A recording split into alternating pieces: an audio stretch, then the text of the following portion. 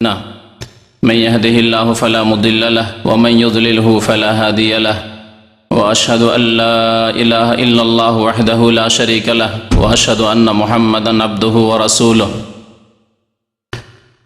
يا أيها الذين آمنوا اتقوا الله حق تقاته ولا تموتن إلا وأنتم مسلمون يا أيها الناس اتقوا ربكم الذي خلقكم من نفس واحدة وخلق منها زوجها وبث منهما رجالا كثيرا ونساء واتقوا الله الذي تساءلون به والأرحام إن الله كان عليكم رقيبا يا أيها الذين آمنوا اتقوا الله وقولوا قولا سديدا يصلح لكم أعمالكم ويغفر لكم ذنوبكم ومن يطع الله ورسوله فقد فاز فوزا عظيما أما بعد فإن خير الحديث كتاب الله وخير الهدي هدي محمد صلى الله عليه وسلم وشر الأمور محدثاتها وكل محدثة بدعة وكل بدعة ضلالة وكل ضلالة في النار أعوذ بالله من الشيطان الرجيم بسم الله الرحمن الرحيم يثبت الله الذين آمنوا بالقول الثابت في الحياة الدنيا وفي الآخرة ويضل الله الظالمين ويفعل الله ما يشاء মহান আল্লাহর সমস্ত প্রশংসা যে আল্লাহ পাক রব্বুল আলামিন আমাদেরকে সৃষ্টি করেছেন, আমাদেরকে দুনিয়ায় নির্ধারিত সময় দান করেছেন এবং তারপরে আল্লাহ আমাদের জন্য মওত লিখে রেখেছেন। সেই আল্লাহরই সমস্ত প্রশংসা যিনি আমাদের জন্য কবরের জীবন প্রত্যেকের ভাগ্যে লিখেছেন। সেই আল্লাহরই যাবতীয় প্রশংসা যিনি তারপরে আমাদেরকে বিচার দিবসে ওঠাবেন এবং প্রত্যেকে তার সামনে জবাবদেহি করতে হবে। দরুদ ও সালাম নাজিল হোক প্রিয় নবী মুহাম্মদ রাসূলুল্লাহ সাল্লাল্লাহু আলাইহি ওয়াসাল্লামের প্রতি, যিনি আল্লাহর রাসূল, শেষ রাসূল, তাকেও এই কবরে চলে যেতে হয়েছে। গত মাসে আলোচনা করেছিলাম মওত সম্পর্কে এবং সেই আলোচনায় যদিও চেষ্টা করেছিলাম যে মওতের সাথে কবরকে সেরে দেওয়া যায়, কিন্তু 1 ঘন্টায় সেই আলোচনা মওত সম্পর্কেই শেষ করা যায়নি। সুতরাং কবরের বিষয়টি বাকি রয়েছিল, সেই সম্পর্কে আজকে আপনাদের সামনে আলোচনা করব। এই কবরের জীবন এই সম্পর্কে আপনারা মধুর সুরে অনেক কথাই শুনেছেন, তবে আজকে মধুর সুরে শুনতে পাবেন না, কারণ তাতে আমি অভ্যস্ত নই। তবে কবর জীবন সম্পর্কে কোরআন এবং হাদিসে আল্লাহ পাক রব্বুল আলামিন কি বলেছেন, তাঁর রাসূল সাল্লাল্লাহু আলাইহি সাল্লাম কি বলেছেন, এবং কবরে আমাদের কি হবে, কি অবস্থার সম্মুখীন হব, এবং কবরের আযাব হওয়ার কারণগুলি কি, এবং কবরের আযাব সম্পর্কে যারা সন্দিহান বা সংশয় রয়েছে তাদের খণ্ডন, এই কয়েকটি দিক নিয়ে আলোচনা করব ইনশাআল্লাহ তাআলা। আল্লাহ যেন আমাদেরকে ভালো কথা বলার তৌফিক দান করেন এবং আল্লাহ এবং রসুলের কথার উপর আমল করার জন্য তৌফিক দান করেন, আমিন ইয়া রাব্বাল আলামিন। আল্লাহ পাক রব্বুল আলামিন কোরআনুল কারীমে এই কবরের আযাবের কথা উল্লেখ করেছেন। সাহাবায়ে কেরামরা একটি আয়াত সম্পর্কে, যে আয়াতটি সূরা ইব্রাহিমে রয়েছে, আয়াত নম্বর 27, সে সম্পর্কে বারা বিন আযিব রাদিয়াল্লাহু তাআলা আনহু কবরের আযাবের, কবরের জীবনের বিস্তারিত হাদিস তিনি বর্ণনা করেছেন এবং সেই হাদিসে তিনি উল্লেখ করেছেন যে, তাছাড়া অন্যান্য সাহাবায়ে কেরামরা উল্লেখ করেছেন যে এই আয়াতটি নাজালাত ফি আযাবিল কবরি, কবরের আযাব সম্পর্কে বা কবরের পরীক্ষা সম্পর্কে, কবরের জীবন সম্পর্কে এই আয়াত নাজিল হয়েছে। আল্লাহ পাক সে আয়াতে ইরশাদ করেছেন, ইউসাব্বিতুল্লাহুল্লাযীনা আমানু বিল কওলিস সাবিতি ফিল হায়াতিদ দুনিয়া ওয়া ফিল আখিরাহ। মুমিনদেরকে আল্লাহ পাক রব্বুল আলামিন অটল রাখবেন।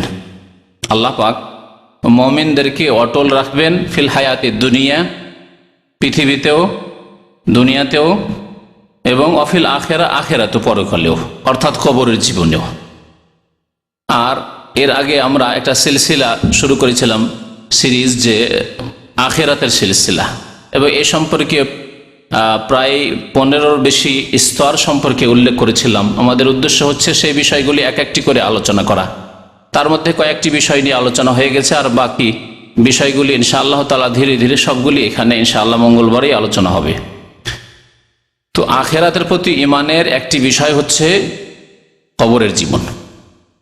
কবরের জীবন সম্পর্কে আল্লাহ পাক যা বলেছেন, তাঁর রাসূল সাল্লাল্লাহু আলাইহি ওয়াসাল্লাম যা বলেছেন, তার প্রতি ঈমান নিয়ে আসা, বিশ্বাস করা হচ্ছে পরকালের প্রতি ঈমানের অন্তর্ভুক্ত। ঈমানের যে 6টি খুঁটি, 6টি স্তম্ভ রয়েছে, তার কত নম্বর বলুন তো দেখি?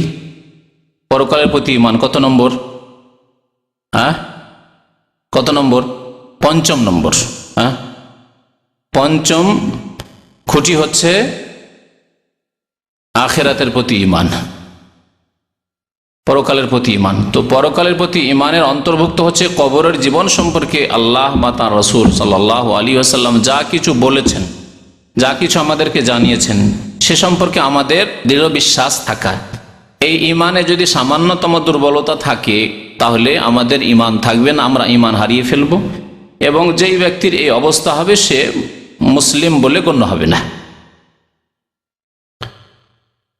তো এই কবরের জীবন সম্পর্কে আল্লাহ পাক রব্বুল আলামিন বলছেন যে আল্লাহ পাক মুমিনদেরকে অটল রাখেন বিল কাউলিস সাবিত, ইউসাব্বিতুল্লাহুল্লাযিনা আমানু বিল কাউলিস সাবিত, অটল রাখেন দুনিয়াতে এবং আখিরাতে। কিন্তু কি দ্বারা অটল রাখেন? বিল কাউলিস সাবিত, অটল বাণী দ্বারা বা দৃঢ় বাণী দ্বারা। এই দৃঢ় বাণী কি সে সম্পর্কে নবী করিম সাল্লাল্লাহু আলাইহি ওয়াসাল্লামের হাদিসে রয়েছে যে কবরে যে প্রশ্নগুলি হবে মুনকার এবং নাকিরের, সেই প্রশ্নের উত্তর দেওয়া, মুমিনরা সেই প্রশ্নগুলির উত্তর দিতে পারবে। পক্ষান্তরে মুনাফিক, কাফের, মুশরিক তারা এর উত্তর দিতে পারবে না। তো কবরের আযাব বা কবরের জীবন সম্পর্কে প্রথম যে বিষয়টি নিয়ে আলোচনা করব তা হচ্ছে কবরের জীবনে একটি বিষয় ঘটবে, তাকে হাদিসের ভাষায় বলা হয়েছে ফিতনাতুল কবর। ফিতনাতুল কবর, ফিতনা মানে আমরা বুঝি ফিতনা মানে ঝগড়া বিবাদ, এগুলিকে আমরা ফিতনা বুঝি। তা আসলে ফিতনা মানে পরীক্ষা। মানুষ যখন ঝগড়া বিবাদে পড়ে তাতে পরীক্ষা রয়েছে। সে ঝামেলা মুক্ত হওয়ার চেষ্টা করছে না, ঝামেলায় যুক্ত হওয়ার চেষ্টা করছে, ঝামেলায় পড়ছে না, ঝামেলা থেকে বাঁচার চেষ্টা করছে, ইত্যাদি। এতেই পরীক্ষা রয়েছে। তো দুনিয়াতে যতগুলি ফিতনা রয়েছে এতে প্রথম কথা আল্লাহ পাক রব্বুল আলামিনের পরীক্ষা রয়েছে। বালা মুসিবত বিপদ আপদ রয়েছে, তাতে আল্লাহ পাক রব্বুল আলামিনের পরীক্ষা রয়েছে, যার ফলে দুনিয়ার ফিতনা বলা হয়। আর সবচেয়ে বড় ফিতনা হচ্ছে ইমানের ফিতনা, কারণ ইমান হারিয়ে যাওয়ার আশঙ্কা। ইমান নেই, সে হিমশিম খাচ্ছে। মুসলিম ছিল, কি কবর মাজারে গিয়ে সেজদা করে জাহান্নামের রাস্তা ধরে নিল আর ইমানকে নষ্ট করে দিল। মুসলিম পরিবারে জন্ম নিয়েছে, নাস্তিক হয়ে গেল, কাদিয়ানি হয়ে গেল, বিদাতি হয়ে গেল, ইত্যাদি। এগুলি হচ্ছে ইমানের ফিতনা, আল্লাহর পরীক্ষায় পড়ে যাওয়া। এই জন্য ফিতনা মানে আরবি ভাষায় আসলে পরীক্ষা। পরীক্ষার বেশ কিছু আরবি রয়েছে। ইবতিলা, বালা, ওইখান থেকে আমরা বালা বলি, বালা মুসিবত বলি না। বালা মানে আসলে পরীক্ষা। আল্লাহ বলছেন ওয়াবালাওনাহুম বিল হাসানাত ওয়াস সাইয়্যাত, আমি ভালো মন্দ দিয়ে তাদের পরীক্ষা করে থাকি। মানে বালা মানে পরীক্ষা। তো নবী করিম সাল্লাল্লাহু আলাইহি ওয়াসাল্লামের হাদিসে রয়েছে যে কবরের জীবনে ইবতিলা হবে, অর্থাৎ পরীক্ষা হবে। ইন্নাকুম তুফতানুনা ফিল কবর, তোমাদের সেখানে ফিতনা মানে পরীক্ষা হবে। কবরে পরীক্ষা হবে। এই পরীক্ষাকে ইমতিহান বলে, এই পরীক্ষাকে ইখতিবার বলে, বালা বলে, ফিতনা বলে, এগুলি সব পরীক্ষার অর্থ আরবি ভাষায়। তো কবরের জীবনে পরীক্ষা হবে একটি বিষয় রয়েছে। কবরের জীবনে হয় আল্লাহর নিয়ামত রয়েছে আর না হয় আযাব রয়েছে। শুধু আযাব নয়, আযাবও রয়েছে আর নিয়ামতও রয়েছে। মুমিন এবং সৎকর্মশীলদের, ইমানদারদের জন্য, ভালো আমলকারীদের জন্য আল্লাহর নিয়ামতও রয়েছে কবরে। আর যারা গুনাহগার পাপিষ্ঠ তাদের জন্য রয়েছে আল্লাহর আযাব রয়েছে কবরে। এই জন্য দ্বিতীয় যে বিষয়টি সেটি হচ্ছে কবরের জীবনে আল্লাহর নিয়ামত অথবা আল্লাহর আযাব। নাইমুল কবরি ও আযাবুহু, কবরের আযাব অথবা কবরের নিয়ামত, এই দুটির একটি অবস্থা হতে পারে। আর কবরের জীবনে যে আযাবগুলি হবে, কেন আযাব হবে, তো একটি করে আলোচনা শুরু করি। কবরের ফিতনা, এই কবরের আযাব সম্পর্কে বেশ কিছু হাদিস উল্লেখ করেছি। কবরের জীবনে আযাব যে হবে, আযাবের দুটি ধরন রয়েছে। একটি আযাব হচ্ছে স্থায়ী আযাব। স্থায়ী আযাব চিরকাল আযাব হয়ে থাকে। এক শ্রেণীর মানুষ রয়েছে যাদের কবরে চিরকাল আযাব, যেই দিন থেকে কবরে পৌঁছিল মরার পরে কিয়ামত পর্যন্ত, সিংহায় ফুৎকার দেওয়া পর্যন্ত আর কবর ফেটে ওঠা পর্যন্ত কবরের আযাব হতে থাকবে, আযাবে দাইম। আল্লাহ পাক রব্বুল আলামিন সূরা গাফির আয়াত নম্বর 46 ফেরাউন এবং ফেরাউনের সেনাবাহিনী, ফেরাউনের অনুসারী যারা মিশরে ছিল, জালেম কাফের, তাদের সম্পর্কে, কবরের জীবন সম্পর্কে আল্লাহ এখানে উল্লেখ করেছেন। কোরআন কারিমে এই আয়াতে কবর আযাবের কথা উল্লেখ করা হয়েছে। আন্নার ইউরাদুনা আলাইহা গুদুওয়ান ওয়া আশিয়া, জাহান্নামের আগুন পেশ করা হচ্ছে গুদুওয়ান ওয়া আশিয়া, সকালে এবং বিকালে। তাহলে সকাল বিকাল অর্থাৎ সারাদিন তাদের উপর আযাব চলতি আছে জাহান্নামের আগুনের। ওয়ায়াউমা তাকুমুস সাআত, এবং কিয়ামত যেই দিন কায়েম হবে সেই দিনও তাদের জন্য জাহান্নামের আযাব রয়েছে। তারপরে আল্লাহ পাক বলছেন আদখিলু আলা ফিরআউন আশাদ্দাল আযাব, হে আমার ফেরেশতারা, তোমরা ফেরাউনের বংশধরকে, ফেরাউনের অনুসারীদেরকে, ফেরাউনের ভক্তদেরকে কঠোর শাস্তিতে দাখিল করো। আদখিলু আলা ফিরআউন আশাদ্দাল আযাব। তাহলে এই আয়াতে আল্লাহ পাক রব্বুল আলামিন যেটি লক্ষণীয় বিষয় তা হচ্ছে কিয়ামতের দিনে আযাব হবে, তার আগে এক আযাবের কথা আল্লাহ উল্লেখ করেছেন। জাহান্নামের আগুন পেশ করা হচ্ছে সকালে বিকালে, এটি কিয়ামতের আগেই। তাহলে কিয়ামতের আগের জীবন হচ্ছে কবরের জীবন, কিয়ামতের আগের জীবন হচ্ছে কবরের জীবন। তো এইভাবে আল্লাহ পাক রব্বুল আলামিন কবরের আযাবের কথা এই আয়াতে উল্লেখ করেছে। তাহলে যারা ফেরাউনের মতো চরিত্রের কাফের, মুশরিক, মুনাফিক, এমনকি বেনামাজি ভাই থাকলে কষ্ট নেবেন না, আপনার সতর্ক করার জন্য বলছি আর আপনার সংশোধনের জন্য বলছি। নবী করিম সাল্লাল্লাহু আলাইহি সাল্লাম বলেছেন, যারা নামাজ 5 ওয়াক্ত কায়েম করে না, ওয়া কানা ইয়াউমাল কিয়ামাতি মা কারুনা ওয়া ফিরআউনা ওয়া হামানা ওয়া উবাই ইবনে খালফ, বেনামাজি কিয়ামতে কার সাথে উঠবে?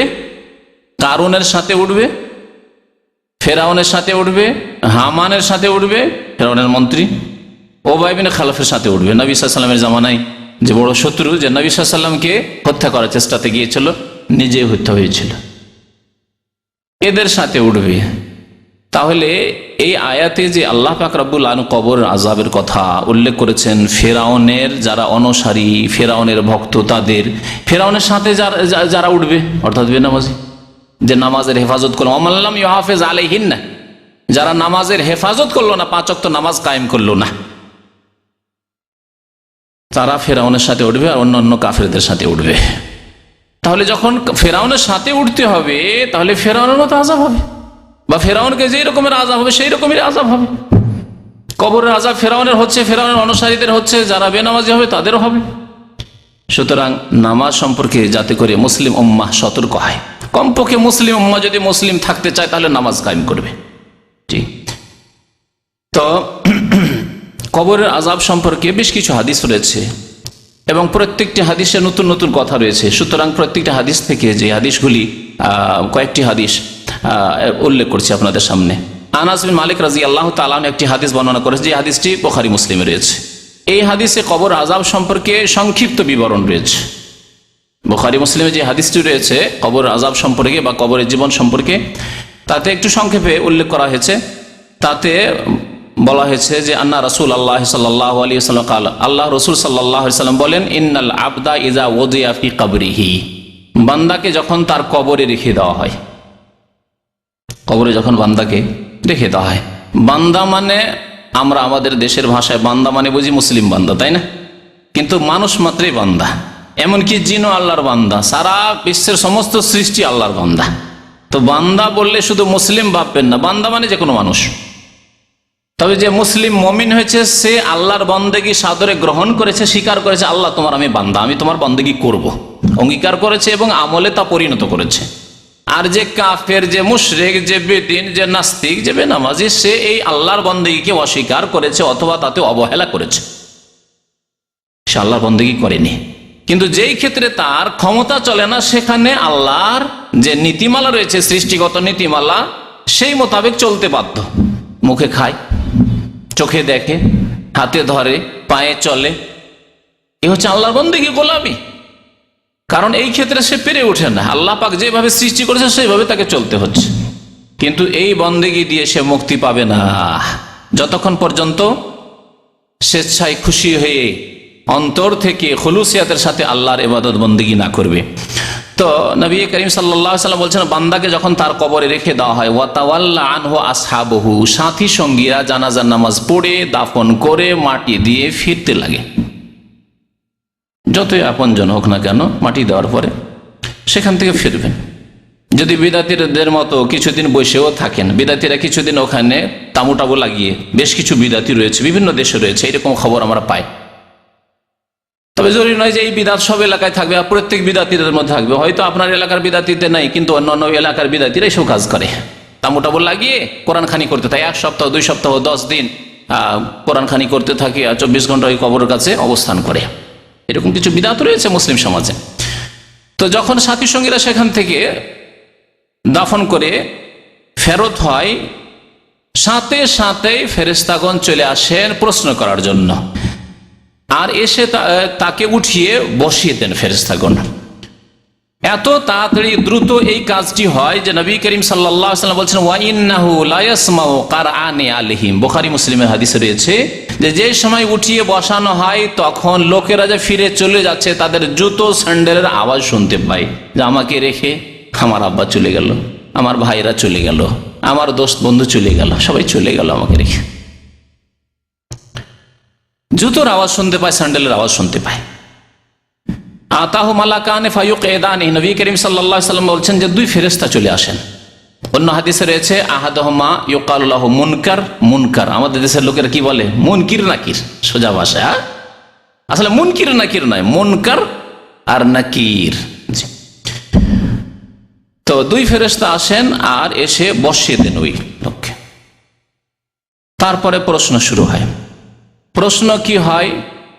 এ প্রশ্ন, বিস্তারিত প্রশ্নের উল্লেখ করা হয়েছে নবী করিম সাল্লাল্লাহু আলাইহি ওয়াসাল্লামের আরেকটি হাদিসে, যা বারা বিন আযিব রাদিয়াল্লাহু তাআলা আনহু বর্ণনা করেছেন। সুতরাং বিস্তারিত একসাথে আপনাদের সামনে উল্লেখ করি। নবী করিম সাল্লাল্লাহু আলাইহি ওয়াসাল্লাম একদিন এক জানাজায় গেলেন, আর জানাজায় আনসারীদের জানাজা ছিল। কোন এক আনসারী ইন্তেকাল করেছিল।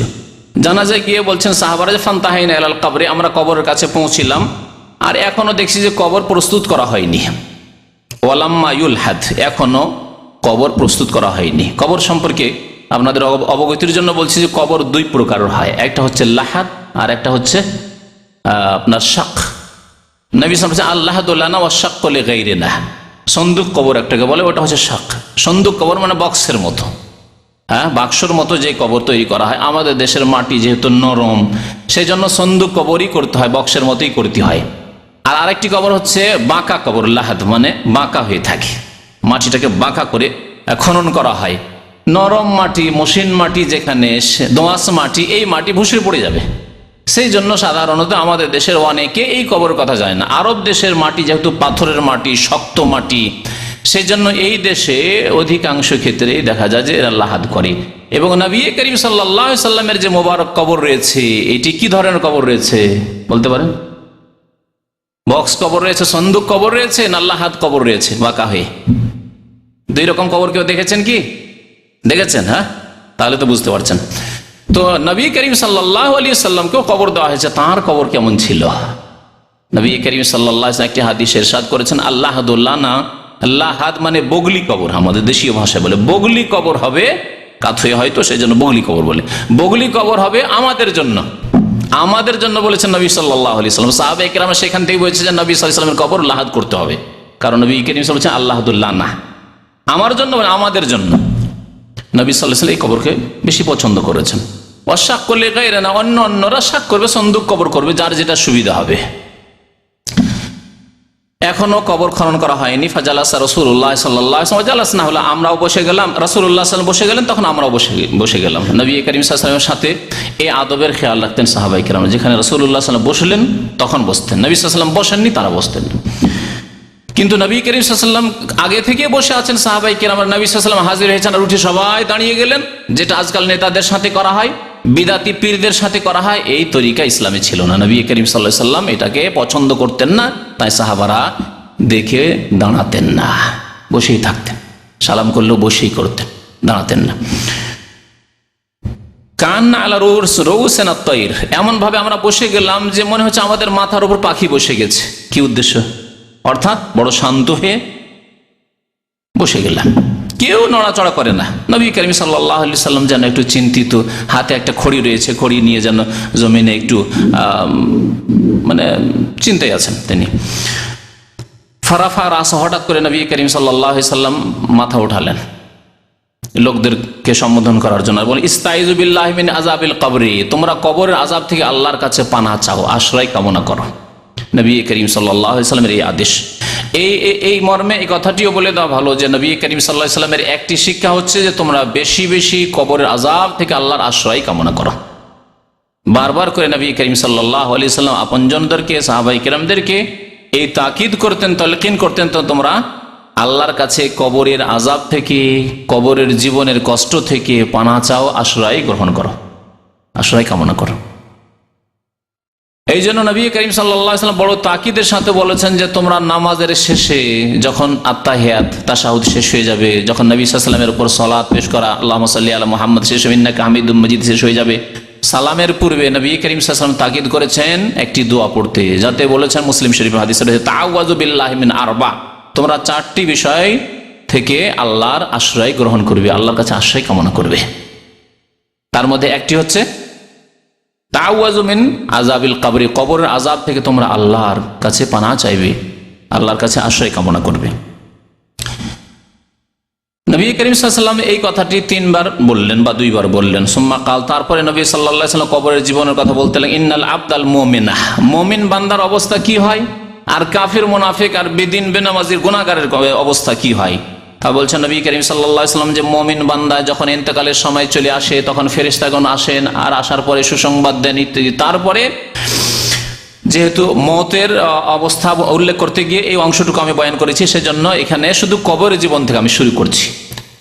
যখন মাইয়াতকে দাফন করা হয়ে গেল, নবী করিম সাল্লাল্লাহু আলাইহি ওয়াসাল্লাম বলছেন ফাতুআদু রূহুহু ফি জাসাদিহি, তার দেহে তার আত্মাকে ফিরিয়ে দেওয়া হয়। আত্মা ইল্লিনে চলে গেছে, মুমিন বান্দার আত্মা গুনাহগারের সিজ্জিনে চলে গেছে, এই আত্মাকে ফিরিয়ে দেওয়া হয়, নবী করিম সাল্লাল্লাহু আলাইহি ওয়াসাল্লাম বলেছেন। মনে রাখবেন যে এই হচ্ছে বারজাখী, পরলৌকিক জীবন, পরলৌকিক জীবন। দুনিয়ার জীবনে আমরা অনেক কিছুই বুঝতে পারি না। মায়ের পেটে বাচ্চা আছে, যদি মেডিকেল সায়েন্স আজকাল এ উন্নতি না করতো, তাহলে অনেক কথায় আমরা কিছুই জানতে পারতাম না। নবী করিম সাল্লাল্লাহু আলাইহি ওয়াসাল্লাম বলেছেন যে পেটে বাচ্চা থাকে, আত্মা দেওয়া হয় কতদিন পরে? 4 মাস পরে, 120 দিনে, 120 দিনে রূহ দেওয়া হয়, আত্মা দেওয়া হয়। তার নবী করিম সাল্লাল্লাহু আলাইহি ওয়াসাল্লাম থেকে এই সম্পর্কে জানলাম, না হলে আর জানার কোনো উপায় নেই। তারপর মেডিকেল সায়েন্স যখন উন্নতি করলো, তখন আপনার আল্ট্রাসাউন্ডে আপনি বুঝতে পারছেন কি অবস্থায় বাচ্চা আছে, আর কিভাবে আহার পাচ্ছে ইত্যাদি, এসব কথাবার্তা জানলেন। ভালো অবস্থায় আছে না মন্দ অবস্থায় আছে, অনেক কিছু জানতে পারছেন যখন তার একটা পর্যায়ে পৌঁছে যাচ্ছে। তো পেটের বাচ্চার অবস্থা যখন আমরা অনেক কিছু এই দুনিয়ায় থেকে বুঝতে পারছি না, সামনে এটা আপনার স্ত্রীকে দেখে আপনি বুঝতে পারছেন না যে পেটে আমার বাচ্চা জীবিত আছে, সুস্থ আছে না অসুস্থ আছে, সম্পূর্ণ আছে না অসম্পূর্ণ আছে, বুঝতে পারছেন না।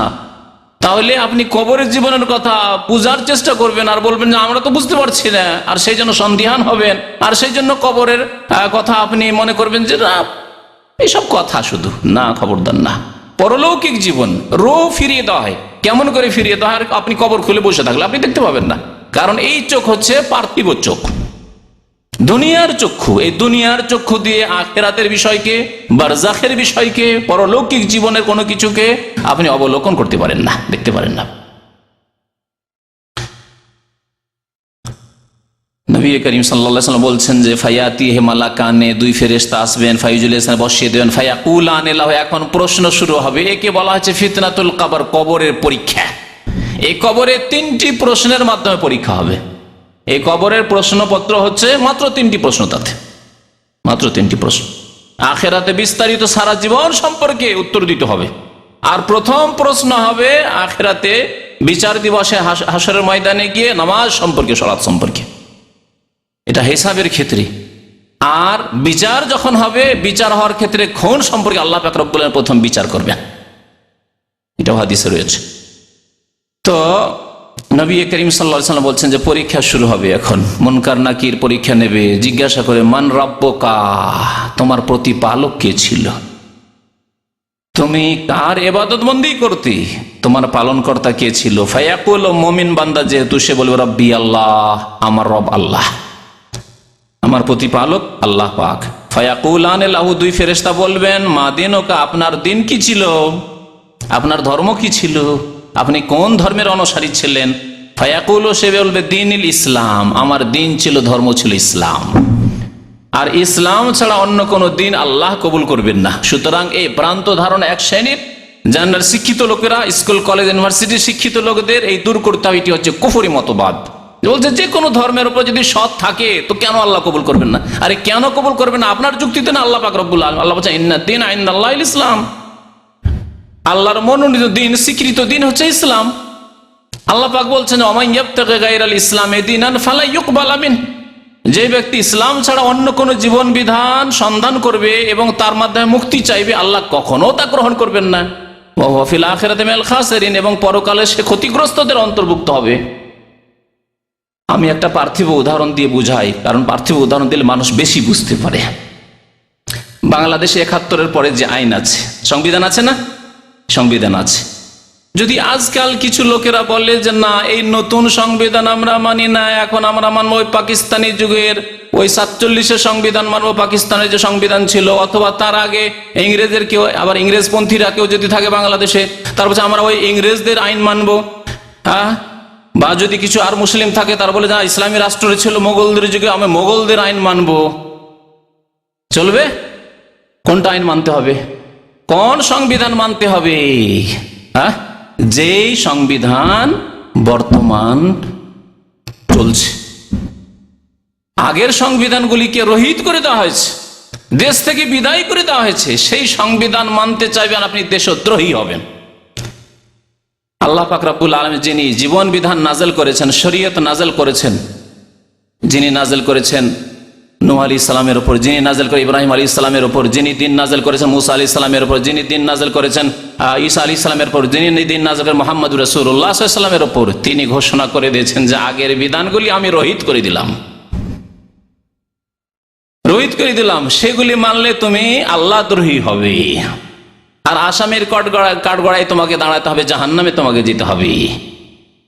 সুতরাং মুক্তি নেই। আল্লাহ পাক বলছেন যে কিয়ামত পর্যন্ত আমার যে বিধান চালু থাকবে, বলবৎ থাকবে, সেই বিধান হচ্ছে দ্বীন ইসলাম। ইন্নাদ দীনা ইনদাল্লাহিল ইসলাম। প্রিয় নবী মুহাম্মদ রাসূলুল্লাহ সাল্লাল্লাহু আলাইহি ওয়াসাল্লাম তাই বলেছেন, ওয়াল্লাহি, আল্লাহর কসম করে বলছি, সহিহ মুসলিমের হাদিস, আল্লাহর কসম করে বলছি, লা ইয়াসমাউ বি, আমার সম্পর্কে শুনলো ইহুদিয়ুন আও নাসরানী, অথবা খ্রিস্টান, অথবা আর কোন জাতির লোক যদি শুনতে পায় যে মুহাম্মদুর রাসূলুল্লাহ সাল্লাল্লাহু আলাইহি ওয়াসাল্লাম শেষ রাসূল হয়ে এসেছেন, সুম্মা লা ইউমিনু বি, শোনা সত্ত্বেও সে ঈমান নিয়ে আসলো না, কালিমা লা ইলাহা ইল্লাল্লাহ মুহাম্মাদুর রাসূলুল্লাহ পড়লো না, ইল্লা কানা মিন আহলিন নার, তাহলে সে জাহান্নামী হবে। যতই সৎ হোক না কেন, যতই ভালো মানুষ হোক না কেন, যতই চরিত্রবান হোক না কেন, ইল্লা কানা মিন আহলিন নার, নবী করিম সাল্লাল্লাহু আলাইহি ওয়াসাল্লাম ইরশাদ করেছেন। দ্বীন ইসলাম আল্লাহর মনোনীত দিন, কিয়ামত পর্যন্ত যা থাকবে।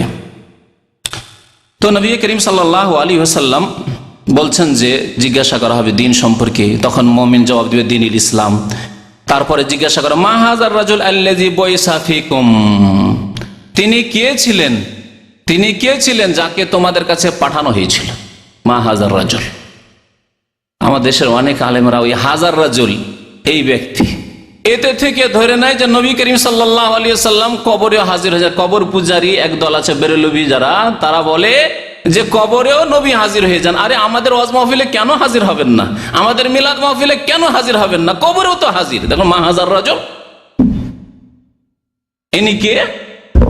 ফেরেশতাগণ বলছেন এই দিয়ে কি এটা প্রমাণ হয়? কখনো প্রমাণ হয় না। দেখেন দুনিয়ার ক্ষেত্রে আমরা যদি কোনো আলোচিত ব্যক্তি হয় তার সম্পর্কে উনি, ওনার সম্পর্কে, অথচ এখানে নেই, বা ইনি বলছেন উনি বলছেন, যাই বলেন না কেন, আলোচিত ব্যক্তি, একটু আগে আলোচনা হয়েছে বা আপনার আলোচনার বিষয় এসেছে, অথবা এমন প্রখ্যাত ব্যক্তি, বিখ্যাত ব্যক্তি, সবাই জানে, দেশের মধ্যে একজন নেতা, এমন নেতা যাকে সবাই চেনে, মনে করেন আরে দেশটাকে তো বরবাদ করলো, এই লোকই বরবাদ করলো, অথচ আপনার ওখান থেকে 500 কিলোমিটার দূরে কোথায় আছে? আপনি সৌদি আরবে এই গল্প করছেন, এই যে লোকটা না, এই লোকে তো দেশটাকে ধ্বংস করলো, এই লোক কোথা থেকে আছে এখানে? নবী করিম সাল্লাল্লাহু আলাইহি সাল্লাম থেকে বেশি প্রখ্যাত ব্যক্তি, বিখ্যাত ব্যক্তি, মশহুর ব্যক্তি পৃথিবীতে আর কেউ হয়েছে না হবে? তার সম্পর্কে ফেরেশতাগণ বলেন, মা হাযার রাজুল আল্লাযী বুইসা ফীকুম, উনি কে যাকে তোমাদের কাছে পাঠানো হয়েছিল? প্রত্যেক মানুষের তখন হুঁশ হবে যে একমাত্র জিজ্ঞাসা করা হয়েছে আমাকে মুহাম্মদুর রাসূলুল্লাহ সাল্লাল্লাহু আলাইহি সাল্লাম সম্পর্কে। কিন্তু মুমিন উত্তর দিতে পারবে, কাফের হাই আফসোস করে উত্তর দিতে পারবে না, কারণ মুহাম্মদুর রাসূলুল্লাহ সাল্লাল্লাহু আলাইহি ওয়াসাল্লামের কালিমা পড়েননি। মুহাম্মদুর রাসূলুল্লাহ 5 ওয়াক্ত নামাজ মেরাজ থেকে নিয়ে এসেছেন, নামাজ পড়েননি। মুহাম্মদুর রাসূলুল্লাহ সাল্লাল্লাহু আলাইহি ওয়াসাল্লামের সুন্নত আদর্শ মোতাবেক জীবনযাপন করেনি, সুতরাং জবাব দিতে পারবে না। তারপরে অনেকে আবার যারা এদের মতো বিদাতি না, যারা হাজির নাজির বলে নবীকে, ওদের মতো মুশরিক বিদাতি নাই, কিন্তু বিদাতি, ওরা আবার বলে যে নবীর ছবি পেশ করা হয়, এটাও কোনো হাদিসে নেই। কবর সম্পর্কে আলোচনা শুনতে আমাদের দেশের অনেক বক্তারা বলে যে নবী করিম সাল্লাল্লাহু আলাইহি সাল্লামের ছবি পেশ করা হয়, আর বলে মা হাযার রাজুল আল্লাযী বুইসা ফীকুম, এরও কোনো প্রমাণ নেই, এই হাজা ছাড়া আর কোনো বেশি প্রমাণ নেই। সুতরাং এর দ্বারা এই কথা সাব্যস্ত করা যায় না নবী করিম সাল্লাল্লাহু আলাইহি সাল্লামের কবরে পেশ করা হবে, দৃশ্য পেশ করা হবে, আর বলা হবে যিনি কে, না, আল্লাহ ভালো জানি সম্পর্কে। তবে যে কোনো প্রখ্যাত ব্যক্তি সম্পর্কে উনি কে বলে জিজ্ঞাসা করা যেতে পারে, যদিও তিনি সেখানে উপস্থিত নন। মুমিন বান্দা কি বলবে? হুয়া রাসূলুল্লাহ সাল্লাল্লাহু আলাইহি, তিনি মুহাম্মদ রাসূলুল্লাহ সাল্লাল্লাহু আলাইহি ওয়াসাল্লাম। ফায়াকুলান লাহু, আরেকটি প্রশ্ন করবে, খুশি হয়ে ফেরেশতাগণ প্রশ্ন করবে, ওমা ইলমুকা বিহাযার রাজুল, তুমি জানলে কি করে, তুমি জানলে কি করে এই সব উত্তরগুলি? ফায়াকুল, বলবে কারাতু কিতাবাল্লাহ ফাআমানতু বিহি ওয়া সাদ্দাকতু, আমি আল্লাহর কিতাব পড়েছিলাম, কোরআনে কারীম পড়েছিলাম। কালকার যে কোরআন পড়া যারা তেলাওয়াত করতে পারেন, শুধু আরবি তেলাওয়াত করেই কি উত্তর দেওয়া যাবে? না কোরআনের অর্থ বুঝতে হবে, তাফসীর বুঝতে হবে? হ্যাঁ, শুধু আপনি আরবি পড়তে পারেন আর কোন রকম মানে তেলাওয়াত করতে পারেন, তা পড়েই বুঝে নিয়েছেন কোরআন? না, তাহলে বোঝা গেল যে কারাতু কিতাব, আল্লাহর কিতাব পড়েছি মানে তার তেলাওয়াতও পড়েছি, তাফসীরও পড়েছি, অর্থও পড়েছি, বুঝেছি, তা দিয়ে জেনেছি, এই উত্তরগুলি জেনেছি যে আমার রব আল্লাহ, আমার দিন ইসলাম এবং আমার নবী মুহাম্মদ সাল্লাল্লাহু আলাইহি ওয়াসাল্লাম। আল্লাহর কিতাব আমরা পড়েছিলাম, ফাআমানতু বিহি, ওর প্রতি ঈমান নিয়ে এসেছিলাম, ওয়া সাদ্দাকতু, এবং বিশ্বাস করেছিলাম। ফায়ুনাদি মুনাদি মিনাস সামা, আকাশ থেকে একজন ডাক দেবে, আল্লাহর ফেরেশতা আল্লাহর পক্ষ থেকে ডাক দেবে, আন সাদাকা, অথবা আল্লাহ পাক রব্বুল আলামিন ডাক দেবেন, যেমন বলেছে আন সাদাকা আবদি, আল্লাহ পাক ডাক দেবেন আন সাদাকা আবদি, আমার বান্দা, হে মুনকার নাকির, আমার বান্দা সত্য বলেছে, ঠিক বলেছে উত্তর। ফাফরিশুহু মিনাল জান্নাহ ওয়ালবাসুহু মিনাল জান্নাহ ওয়াফতাহু লাহু বাবান ইলাল জান্নাহ, সুতরাং এর জন্য জান্নাতের বিছানা বিছিয়ে দাও। ফাফরিশুহু মিনাল জান্নাহ, জান্নাতের বিছানা বিছিয়ে দাও। ওয়ালবাসুহু মিনাল জান্নাহ, জান্নাতের লেবাস পোশাক পরিয়ে দাও। ওয়াফতাহু লাহু বাবান ইলাল জান্নাহ, এবং জান্নাতের দরজা খুলে দাও তার জন্য। আল্লাহু আকবার। মুমিন বান্দা ভাগ্যবান, খুশনসিব। নবী করিম সাল্লাল্লাহু আলাইহি ওয়াসাল্লাম বলেন, ফায়াতিহি মিন রাওহিহা ওয়া তিবিহা, জান্নাতের দরজা যখন খুলে দেওয়া হবে, কবরে রয়েছে, মাটিতে শুয়ে আছে, আর জান্নাতের সুগন্ধি আসছে, জান্নাতের সুগন্ধি আসতে আছে, আরামদায়ক জীবন। ওয়ায়ুফাসসাহু লাহু ফি কবরিহি মাদ্দা বাসারিহি, এবং তার কবরকে এত প্রশস্ত করা হবে, যত দূর দৃষ্টি যাবে শুধু খোলা দেখবে। হ্যাঁ, 3.5 হাতের কবর, হ্যাঁ, আর চওড়া মাত্র হয়তো 1 হাত অথবা 1.5 হাত, কিন্তু যত দূর তাকাবে শুধু দেখতে পাবে, এত কোষারে এত প্রশস্ত করে দেওয়া হয়েছে তার কবরকে, মুমিন বান্দার কবরকে। ওয়ায়ুফাসসাহু লাহু ফি কবরিহি মাদ্দা বাসারিহি ওয়ায়াতিহি রাসূলুন হাসানুল ওয়াজহি, একজন হঠাৎ করে একজন মানুষ এসে হাজির। এই প্রশ্নের উত্তর হয়েছে, আর একজন মানুষ এসে হাজির, খুবই সুন্দর দেখতে, হাসানুস সিয়াবের কাপড়ও খুব সুন্দর পরে আছে, তাইয়্যিবুর-রিহ, আর সুগন্ধি তার শরীর থেকে ছড়াচ্ছে। ফায়াকুল আবশির, সে এসে বলছে, বান্দা আব্দুল্লাহ, তোমার ইন্তেকাল হয়েছে, তুমি কবরে এসেছো, চিন্তা করিও না, কোনো চিন্তা নেই, আবশির, তোমার সুসংবাদ তোমার জন্য। বিল্লাযী ইয়াসুররুকা, তোমার জন্য এমন সুসংবাদ নিয়ে এসেছি যে তুমি খুশি হয়ে যাবে। তোমার সাথে এই ওয়াদাই করা হয়েছে। ফায়াকুল মান আনতা, তুমি কে? আমার কাছে এখানে আসলে তুমি কোথা থেকে আসলে, কে তুমি? ফাওয়াজহুক, বলছেন নবী করিম সাল্লাল্লাহু আলাইহি ওয়াসাল্লাম, ফাওয়াজহুক আল ওয়াজহু ইয়াজি বিল খাইর, তোমার এই মোবারক চেহারাটা আমার জন্য কল্যাণ নিয়ে এসেছে। ভাগ্যবান আমি যে তোমার মতো লোক আমার সাথে দেখা করতে এসছে। তখন সে সুন্দর মানুষ বলবে, মানুষের রূপ ধরে এসে বলছে, আনা আমালুকা সালেহ, আমি তোমার নেক আমল, আমি তোমার নামাজ, আমি তোমার রোজা, আমি তোমার কালেমা, আমি তোমার ঈমান, আমি তোমার মাতা পিতার খেদমত, আমি তোমার হজ, আমি তোমার উমরা, আমি তোমার যাকাত ইত্যাদি সাদকা খায়রাত। ফায়াকুল রব্বি আকিমিস সাআহ, আর এই বলা খুশিতে আর কি করবে, দিশেহারা হয়ে যাবে, বলবে আল্লাহ আরে কবরে রেখে কি হবে, আল্লাহ তাড়াতাড়ি কিয়ামত করো। রব্বি আকিমিস সাআহ, আল্লাহ তাড়াতাড়ি কিয়ামত কায়েম করো, তাহলে তো জান্নাতে যেতে পারো। জান্নাতের সুগন্ধি আসছে, জান্নাতের লেবাস পোশাক দেওয়া আছে, সরাসরি জান্নাতে যাবো। আল্লাহ তাড়াতাড়ি কিয়ামত হোক, তাড়াতাড়ি কিয়ামত হোক। হাত্তায়ের আর জাইলা আহলি ও মালি, যাতে করে আমার পরিবারকে আমি পেয়ে যাই, আমার ধন সম্পদ পেয়ে যাই, অর্থাৎ আমার ধন সম্পদ যে রয়েছে, আমার নিয়ামত যে জান্নাতে রয়েছে, তা আমি পুরোপুরি পেয়ে যাব। আল্লাহ তাড়াতাড়ি কিয়ামত কায়েম করো। নবী করিম সাল্লাল্লাহু আলাইহি ওয়াসাল্লাম বলছেন, ওয়াইনাল আবদাল কাফের, কাফের বান্দা, কাফের মুনাফিক মুশরিক। অন্য হাদিসে রয়েছে বুখারী শরীফে যে মুনাফিক মুশরিক তো যে কোনো এমন পাপিষ্ট হোক না কেন, ফাতুআদু রূহু ফি জাসাদিহি, তার দেহে তার আত্মা ফিরিয়ে দেওয়া হয়, ফেরেশতা আসে, তারপর জিজ্ঞাসা করে, ওই প্রশ্নগুলি করে, মান রাব্বুকা, তোমার রব কে? উত্তরে বলে হা হা লাদ্রি, আফসোস আফসোস, আক্ষেপ আক্ষেপ, লাদ্রি, কিছুই জানি না, কিছুই জানি না। বুখারী শরীফের এই হাদিসটিতে একটু পার্থক্যের সাথে রয়েছে, মুনাফিকরা বলবে সামিতুন নাসা ইয়াকুলুনা কাযা ফাকুলতু কাযা, আমি কিছু জানি না তেমন, তবে লোকদেরকে শুনতাম, যারা নামাজ রোজা করতো তাদের কাছে শুনতাম যে এইরকম বলে যে আল্লাহ নাকি আছে, তারপরে আমাদের দিন নাকি ইসলাম, আর 5 ওয়াক্ত নামাজ ফরজ, এরকম বলতো তারা। আর বলতো যে আমাদের নবী নাকি মুহাম্মদ সাল্লাল্লাহু আলাইহি সাল্লাম।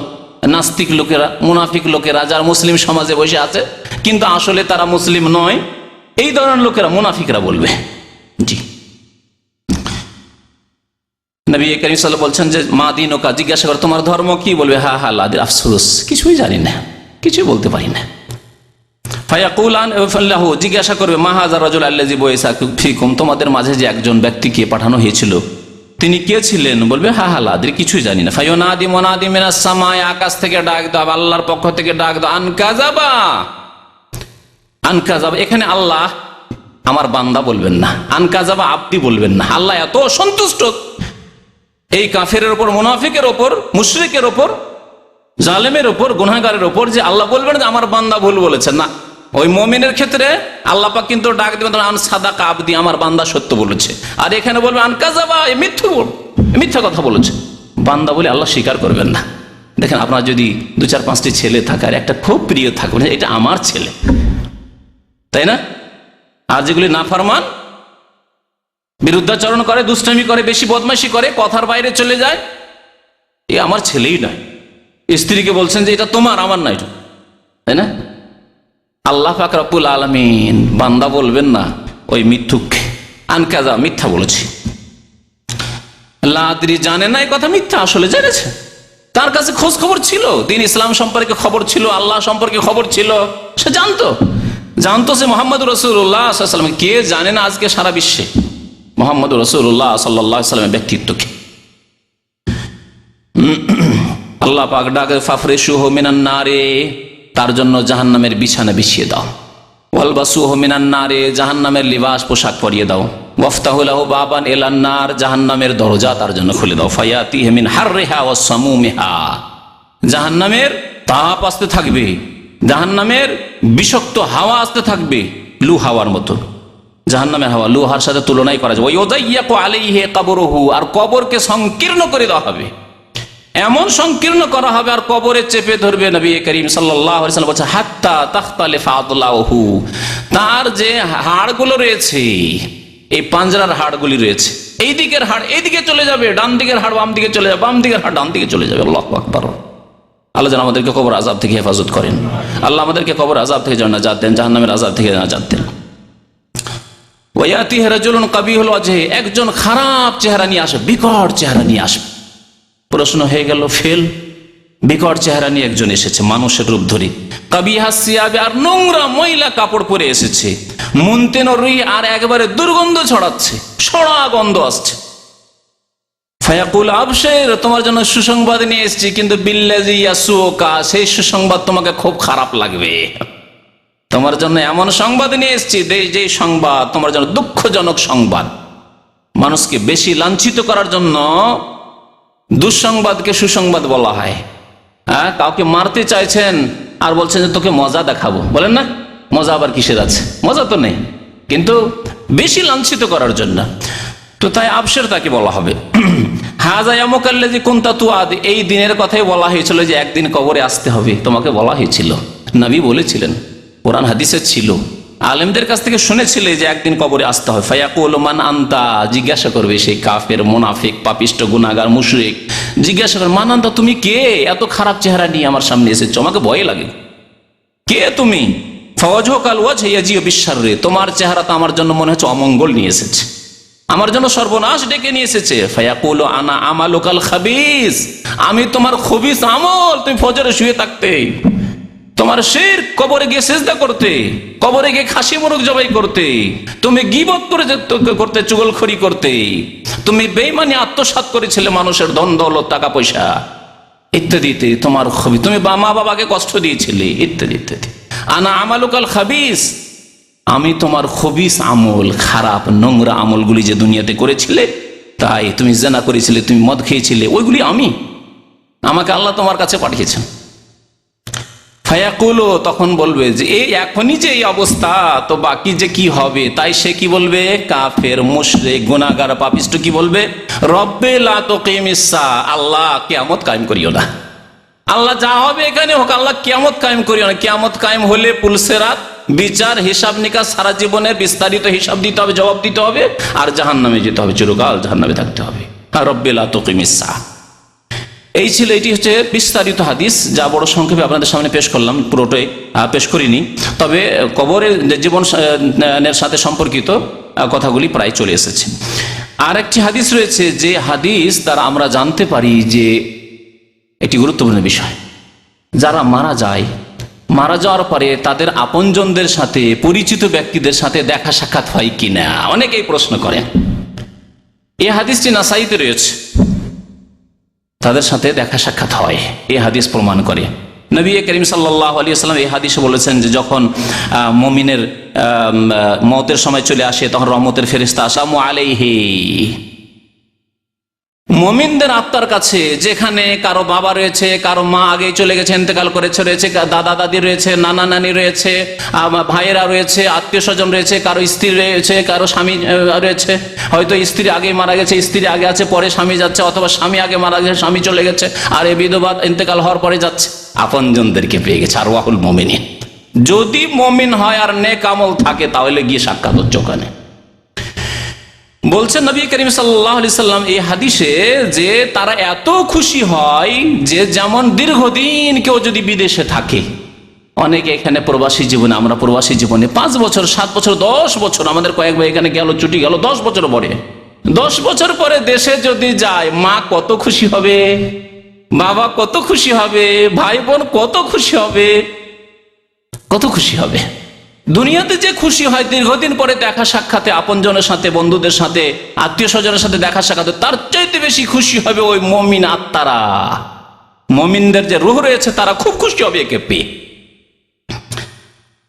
ফায়াসআলুনাহু, জিজ্ঞাসা করবে, যখন দুনিয়া থেকে আসলে নতুন নতুন এসেছে, জিজ্ঞাসা করে মাজা ফাআলা ফুলানুন, আচ্ছা আমাদের গ্রামের ওই যে একজন বৃদ্ধ ছিলেন, ওনার কি খবর, আর ভাইগুলির কি খবর, আরো যে আমাদের ভাই ছিল, ভাইয়ের কি খবর, অমুক ব্যক্তির কি খবর, অমুক মহিলার কি খবর, আমার দাদির কি খবর, ইত্যাদি ইত্যাদি, আমার বাবার কি খবর, কি বল আমার ছেলের কি খবর, আমার মেয়ের কি খবর, আমার নাতির কি খবর, এই জিজ্ঞেস করবে। অমুক সাহেবের কি খবর, অমুক নেতা চেয়ারম্যানের কি খবর, অমুক এমপির কি খবর। বলছে আরে ওর তো মারা গেছে, মারা গেছে।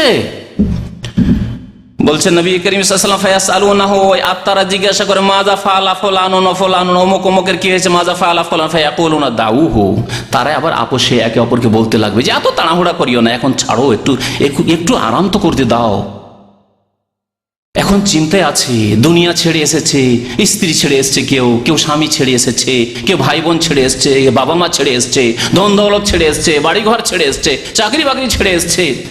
একটা চিন্তায়, দুনিয়ার চিন্তায় রয়েছে।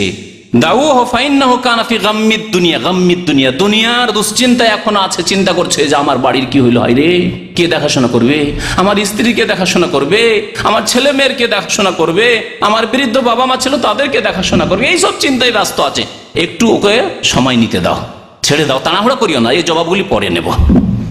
তারপরে জিজ্ঞাসা করে কি খবর, কি খবর, ফাইজা কালা আমা আতাকুম। তারপরে যখন আবার কথাবার্তা হইতে লাগে, একটু পরে আরাম বিশ্রামের পরে, তখন এ বলে যে নতুন গিয়েছে, নতুন মেহমান দুনিয়া থেকে গিয়েছে।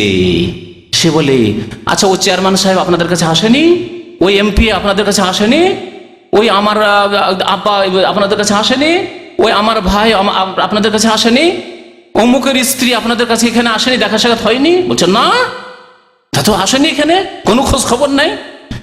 কালু জোহেবাবে হেলা উম্মেহিল হাবিয়া, তাহলে বোঝা যাচ্ছে হাবিয়া নামক জাহান্নামে নিয়ে যাওয়া হয়েছে।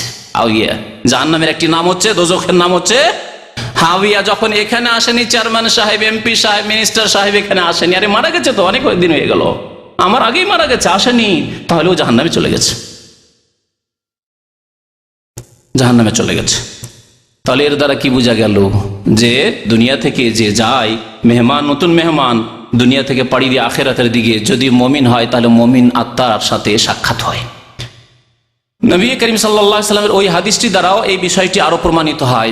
একবার ফাতেমা রাদিয়াল্লাহু তাআলা আনহা, নবী করিম সাল্লাল্লাহু আলাইহি ওয়াসাল্লাম মৃত্যু সজ্জায়, ইন্তেকালের পূর্ব মুহূর্তে নবী করিম সাল্লাল্লাহু আলাইহি ওয়াসাল্লাম কানে কানে ফাতেমাকে একটু ইশারা করলেন, তোমার সাথে একটা কথা বলবো। কথা বললেন, একবার যখন কথা বললেন ফাতেমা রাদিয়াল্লাহু তাআলা আনহা তখন কান্না শুরু করলেন, কান্নায় ভেঙে পড়লেন তিনি। নবী করিম সাল্লাল্লাহু আলাইহি ওয়াসাল্লাম আরেকবার ইশারা করলে বললেন যে একটু কথা বলবো। কানটা এগিয়ে নিয়ে গেলেন ফাতেমা রাদিয়াল্লাহু তাআলা আনহা, নবী করিম সাল্লাল্লাহু আলাইহি ওয়াসাল্লাম আরেকবার কথা বলে ফাসারা, তার সাথে চুপি সুরে কথা বলে কানে কানে কথা বললেন। সাথে সাথে একটু আগে কান্না করছিলেন ফাতেমা রাদিয়াল্লাহু তাআলা, হাসতে শুরু করলেন। এই দৃশ্য মা আয়েশা রাদিয়াল্লাহু তাআলা আনহা দেখছিলেন। তখন জিজ্ঞাসা করেন, নবী করিম সাল্লাল্লাহু আলাইহি ওয়াসাল্লামের ইন্তেকাল হয়ে গেল, দাফন কাফন হয়ে গেল, তারপরে আয়েশা রাদিয়াল্লাহু তাআলা আনহা জিজ্ঞাসা করলেন, প্রথমে জিজ্ঞাসা করেছে, তখন বলেন যে না, নবী করিম সাল্লাল্লাহু আলাইহি ওয়াসাল্লামের একটি সির গোপনীয় বিষয় আল্লাহ নবী কানে কানে বলেছেন, সুতরাং তোমাদেরকে বলবো না। কিন্তু যখন নবী সাল্লাল্লাহু আলাইহি ওয়াসাল্লাম বিদায় নিলেন, তারপরে বারবার করে পিড়াপিড়ি করে জিজ্ঞাসা করা শুরু করলেন, আয়েশা রাদিয়াল্লাহু আনহা, বলো, একবার তুমি কান্না করলে আল্লাহ নবীর কথা শুনে, তোমার আব্বার কথা শুনে, আর একবার তুমি হাসতে লাগলে কেন, হঠাৎ করে কেমন করে তোমার হাসি আসলে বুঝতে পারলাম না। বললেন ফাতেমা যখন রাদিয়াল্লাহু তাআলা আনহা, আমার আব্বা রাসূলুল্লাহ সাল্লাল্লাহু আলাইহি ওয়াসাল্লাম যখন বললেন যে মা আর বাঁচবো না, আমি বেশিক্ষণ বাঁচবো না, থাকবো না, তখন আমি কান্না শুরু করলাম। তারপরে দ্বিতীয়বার যখন আমার সাথে কানে কথা বললেন যে মা চিন্তা করিও না, আমার পরিবারের, আমার বংশের প্রথম ব্যক্তি যে আমার সাথে সাক্ষাৎ করবে সে তুমি তাড়াতাড়ি চলে আসবে আমার কাছে, চলে আসবে। ফাতেমা রাদিয়াল্লাহু তাআলা আনহা শুনে হাসতে শুরু করলেন, আলহামদুলিল্লাহ, আব্বার কাছে চলে যাব।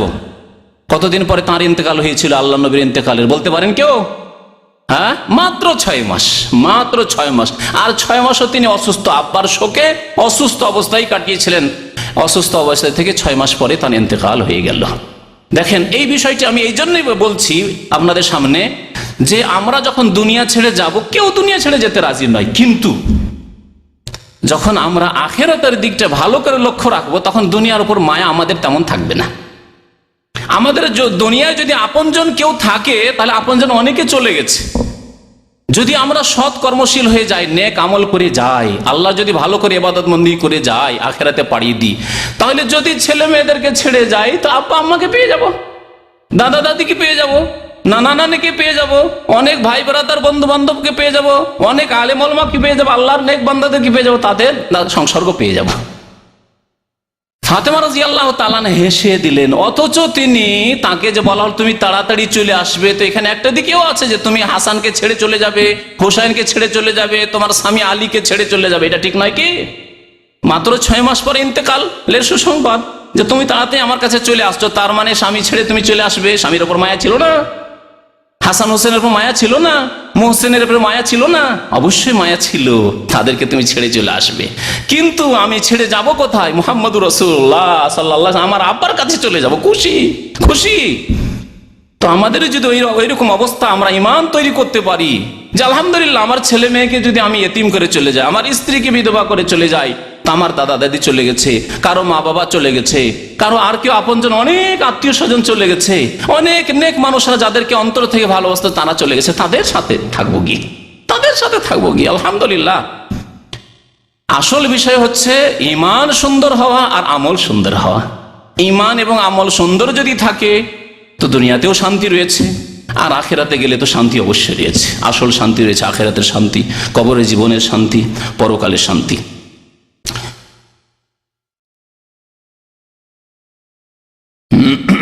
এই হাদিসটি নাসাইতে রয়েছে। তো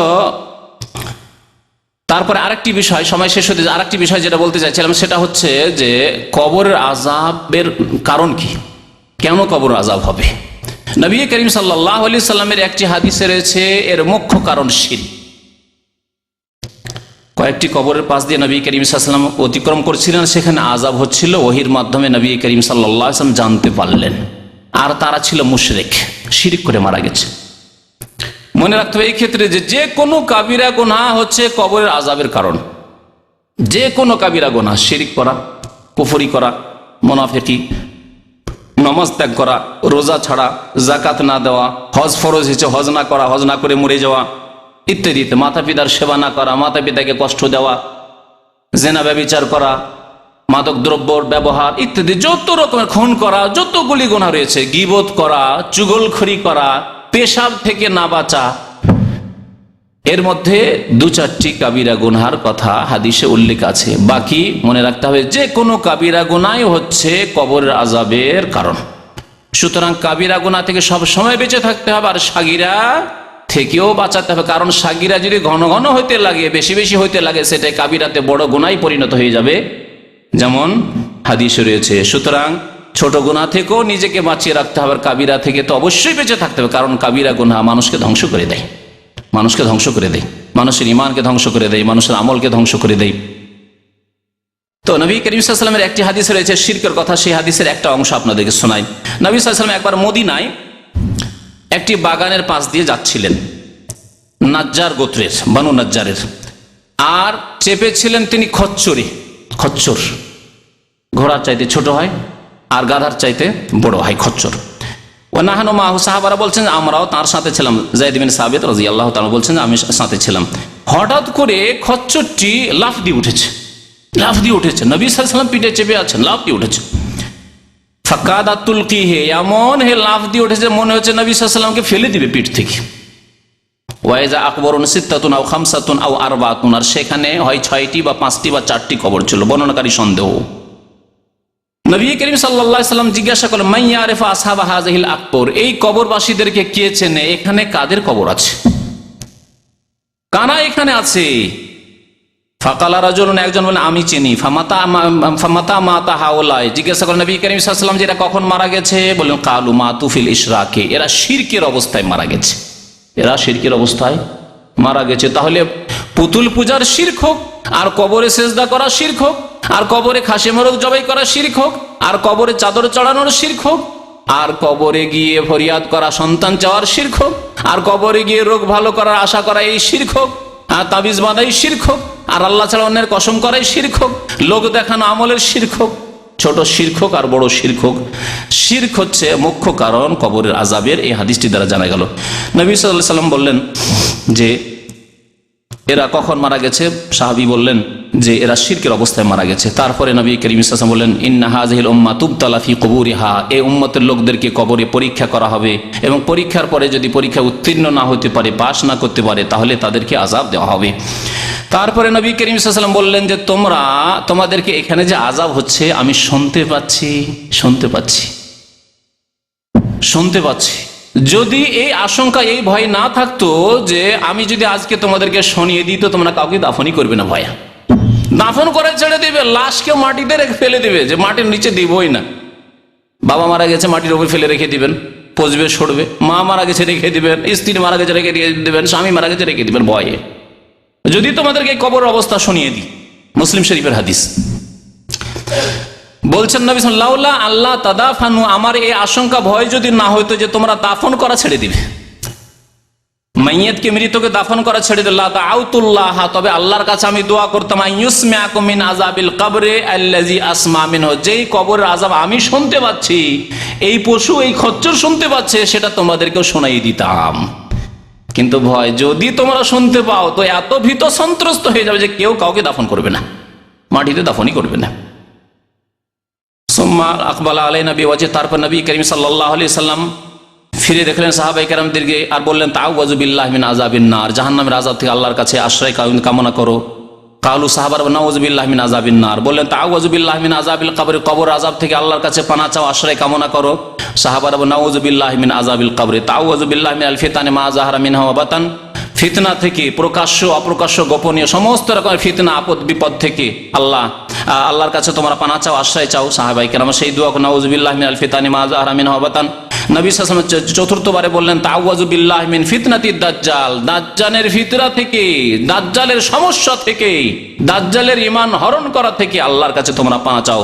সাহাবারা বলেন, নাউযু বিল্লাহি মিন ফিতনাতিদ দাজ্জাল, দাজ্জালের ফিতনা থেকে আল্লাহ তোমার আশ্রয় কামনা করি। সহিহ মুসলিমের হাদিস। এই হাদিস দ্বারা বুঝতে পারলাম যে কবর আযাব হওয়ার মুখ্য কারণ হচ্ছে শিরক। এছাড়া যতগুলি কাবিরা গুনাহ রয়েছে, আরেকটি হাদিসে রয়েছে 2 কবরে আযাব হচ্ছিল, বুখারী মুসলিম শরীফের হাদিস।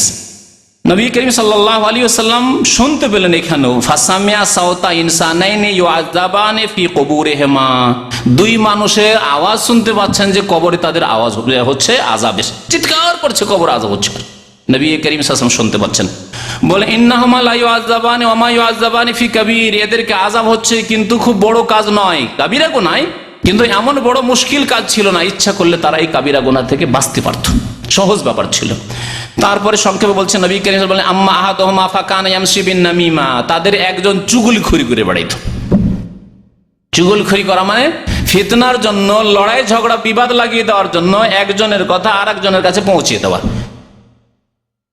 কখনো হয়তো আমি বা আপনি কোনো ব্যক্তি, কোনো একটি লোকের কোনো দোষ একটা উল্লেখ করলেন, বললেন কিছু, যেটা ও শুনলে হয়তো খারাপ লাগবে, হয়তো কাজ কর্মে কোনো জায়েজও হইতে পারে, না জায়েজও হইতে পারে, অনেক সময় প্রয়োজনে বিবাহ শাদী লাগছে, আর জিজ্ঞাসা করছে, ভাই ওই ছেলে বিয়ে করতে চায়, তাকে বিয়ে দেওয়া যাবে?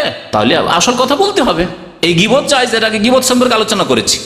আর আরেকজন লোক এসে শুনছিল এরকম যে ওই যে বিয়ের জন্য যে দেখতে, জামাই দেখতে এসছে বা মেয়ে দেখতে এসছে, ওদেরকে বললো যে না, মেয়েটি ভালো নয়, ছেলেটি ভালো নেই। শুনে গিয়ে ওই মেয়ের বাড়িতে বা ছেলের বাড়িতে গিয়ে জানিয়ে দিল, আর জানো তোমাদের বিয়েটা কেন ভাঙলো?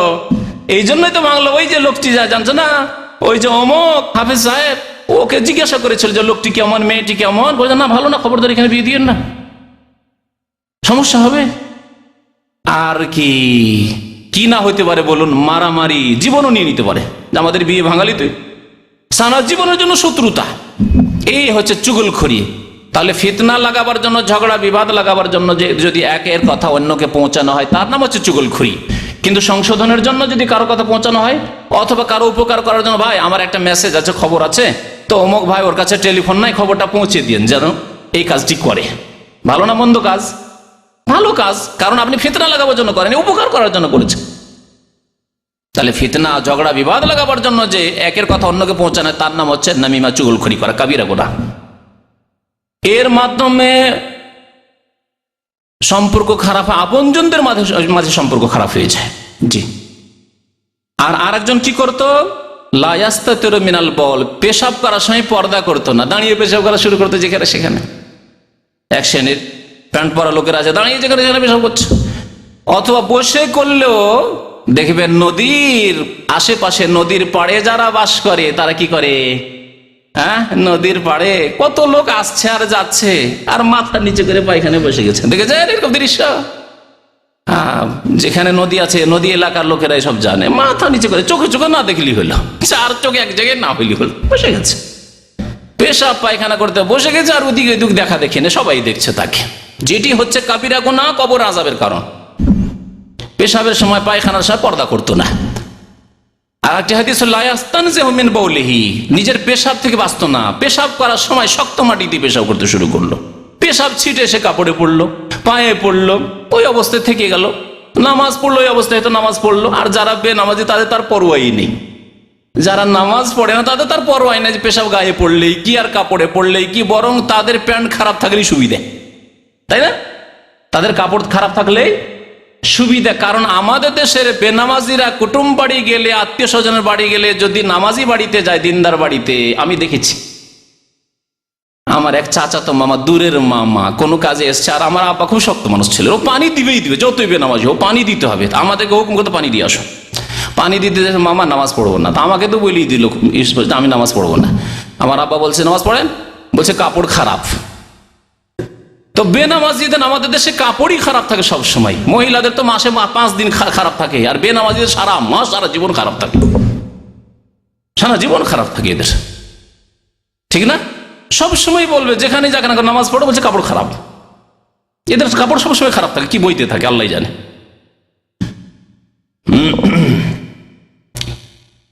তো নবী করিম সাল্লাল্লাহু আলাইহি সাল্লাম এই হাদিসে কবরের আযাবের কারণের কথা উল্লেখ করলেন। এছাড়া আরেকটি বিষয় আছে, কিন্তু 10টা বেজে গেছে, গুরুত্বপূর্ণ বিষয়, খুব সংক্ষেপে আমি বলে দিচ্ছি বিষয়টি। সেটা হচ্ছে কবরের আযাব সম্পর্কে যারা সন্দিহান, দেখতে পায় না কেমন করে মানব, যারা ইসলামের ধারা ধারে না, জাতিতে মুসলমান, নামে মুসলমান, তাদের সন্দেহ এইরকম স্বাভাবিক ব্যাপার। দেখতে পাই না কেমন করে বিশ্বাস করবো কবরের আযাব হচ্ছে না হচ্ছে না? হুজুরদের কথা। আরে হুজুরদের কথা না, হুজুরদের হুজুর, আপনাদের হুজুর মুহাম্মদ রাসূলুল্লাহ সাল্লাল্লাহু আলাইহি সাল্লামের কথা, যাকে কাফের আবু জাহাল, আবু লাহাব, যারা ঈমান নিয়ে আসেনি, তারাও বলেছিল আস-সাদিক আল আমিন, চিরসত্য এবং বিশ্বস্ত, তারা এই উপাধি দিয়েছিল মক্কার কাফেররা। যদি কালেমা লা ইলাহা ইল্লাল্লাহ তিনি না নিয়ে আসতেন তাদের কাছে, তাহলে তারা তাকে সাদেক আমিন এই উপাধি দিয়েছিল, এবং টাকা পয়সা আমানত সব জমা রাখতো নবী করিম সাল্লাল্লাহু আলাইহি ওয়াসাল্লামের বাড়িতে। তিনি বলেছেন। তো এই বিষয়টি খুব সংক্ষেপে বলে দিচ্ছি, এই সন্দেহ কেমন করে দূর করে। প্রথম কথা এই সংবাদ দিয়েছেন চিরসত্যবাদী যিনি মুহাম্মদুর রাসূলুল্লাহ সাল্লাল্লাহু আলাইহি ওয়াসাল্লাম। কোরআনে ইঙ্গিত রয়েছে, আয়াতগুলি বলেছি আর ফিরাচ্ছি, আর হাদিসে স্পষ্ট রয়েছে যে কবরে আযাব হয়, কবরে নিয়ামত হয়। সৎ লোকদের জন্য আল্লাহর নিয়ামত রয়েছে, অসৎ লোকদের জন্য আযাব রয়েছে। দ্বিতীয় বিষয় হচ্ছে যে ঈমানের একটি মৌলিক শর্ত হচ্ছে না দেখে বিশ্বাস করা। আল্লাযীনা ইউমিনুনা বিল গায়ব, আল্লাহ সূরা বাকারা প্রথম দিকে বলেছেন না দেখে ঈমান নিয়ে আস। দেখিয়ে দিলে পরীক্ষাই থাকতো না। আল্লাহ যদি শুনিয়ে দিতেন কবরের আযাব, যদি দেখিয়ে দিতেন, একবার জীবনে দেখিয়ে দিলে, তাহলে বেনামাজি থাকতো না দেশে, থাকতো না। যে একবার শুনে নেবে, একবার দেখে নেবে, জীবনে বেনামাজি হতে পারে না, বরং রাত্রে গিয়ে ঘুম আসবে না, তার সারা রাত, সারা জীবন ঘুম আসবে না। হাই কি হবে? আল্লাহ দেখিয়ে দিয়ে পাশ করাবেন না, শুনিয়ে দেওয়া হয়েছে, প্রস্তুতি নয়। প্রশ্নগুলি যদি, ইউনিভার্সিটির প্রশ্নগুলি যদি দেখিয়ে দেওয়া হয় যে এগুলি তোমাদের পরীক্ষায় আসবে, তারপরে যদি পরীক্ষা না হয় তো কোনো লাভ আছে? দেখিয়ে দেওয়া হয়েছে প্রশ্ন, আউট করে দেওয়া হয়েছে প্রশ্ন, তাহলে প্রশ্ন আউট করলে তো লাভ নেই। আল্লাহ পাক না দেখে ঈমানের শর্ত লাগিয়েছেন। আল্লাহকে দেখেননি, তারপরে শুধু কবর আযাব সম্পর্কে কেন? যে ব্যক্তি কবর আযাবকে না দেখি না সেই জন্য অস্বীকার। আল্লাহকে দেখেছে নাকি? আল্লাহকে দেখেনি। ওহী দেখেছে যে কোরআন নাযিল হয়েছে আল্লাহর পক্ষ থেকে, লৌহে মাহফুজ থেকে, দেখেনি, তাহলে কেমন করে বিশ্বাস করছেন? নবী বলছেন আমার কাছে ওহী হচ্ছে, কেমন করে বিশ্বাস করলেন? 5 ওয়াক্ত নামাজ মেরাজ থেকে নিয়ে আসেন, আপনি দেখেছেন না? কেউ দেখেছে? কোন সাহাবী দেখেছেন যে 5 ওয়াক্ত নামাজ মেরাজ থেকে নবী সাল্লাল্লাহু আলাইহি ওয়াসাল্লাম নিয়ে আসেন? কেমন করে মানলেন আপনি? জান্নাত দেখেছেন? জাহান্নাম দেখেছেন? কিছুই দেখেননি। তাহলে না দেখে ঈমান নিয়ে আসা ছাড়া কোনো উপায় নেই, আর মুমিন মুসলিম হতে পারবেন না। দুটি বিষয় বললাম। তৃতীয় বিষয় শুনেন, শাহ ওলিউল্লাহ মুহাদ্দিস দেহলভী রহমতুল্লাহ আলাইহি বলেছেন যে কবরের আযাবটি ঠিক স্বপ্নের মতো। যেমন স্বপ্নে একজন লোক শুয়ে আছে, এখানে ঘুম চলে এসছে, অনেক সময় বসে বসে স্বপ্ন দেখে, দেখে না? বসে বসে যদি ঘুম চলে আসে, অতি স্বপ্ন দেখছে। একজন লোক এখানে শুয়ে আছে, আর সে বিভিন্ন দৃশ্য স্বপ্নে দেখছে, আর পাশে লোকেরা বসে আছে, কিছুই বুঝতে পারছে না। হয়তো ভালো দেখছে, মায়ের সাথে দেখা হয়ে গেল, বাবার সাথে দেখা হয়ে গেল, স্ত্রীর সাথে দেখা সাক্ষাৎ হয়ে গেল, ছেলে মেয়েদের সাথে আদর সবকিছু হয়ে গেল। এটা হইতে পারে, ভালো হইতে পারে, আবার মন্দ হইতে পারে। ঢাকা এয়ারপোর্ট থেকে নেমে যাচ্ছিল, আর ছিনতাইকারীরা ধরলো আর দিয়ে পেটে চাকু ঢুকিয়ে দিল, আর চিল্লাচ্ছে মাগো মাগো বাঁচাও বাঁচাও বাঁচাও করে চিল্লাচ্ছে। এরকম হয় না অনেক সময়? বাঁচাও বাঁচাও, বা চোরে তাড়ছে ডাকাতে তাড়ছে, এগুলো তো আমরা দেখি, যখন তখন দেখি এরকম স্বপ্ন। চোর ডাকাতে শত্রুতে তাড়ছে আর পালিয়ে চলে যাচ্ছি, পালাচ্ছি, বাঁচাও বাঁচাও, পালাইতেও পারছি না, চিৎকার করছি, কেউ শুনছে কি শুনছে না কিছু বুঝতে পারছি না। পাশে লোক বসে আছে, এতগুলো লোক কেউ শুনতে পান?